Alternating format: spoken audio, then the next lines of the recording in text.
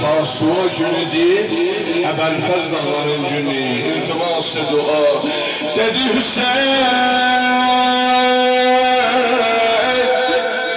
susuz kalan paralar var, su getirebilmez vay kardeş.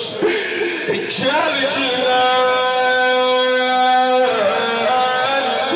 bu kendin üstte bağıp çalışacağım.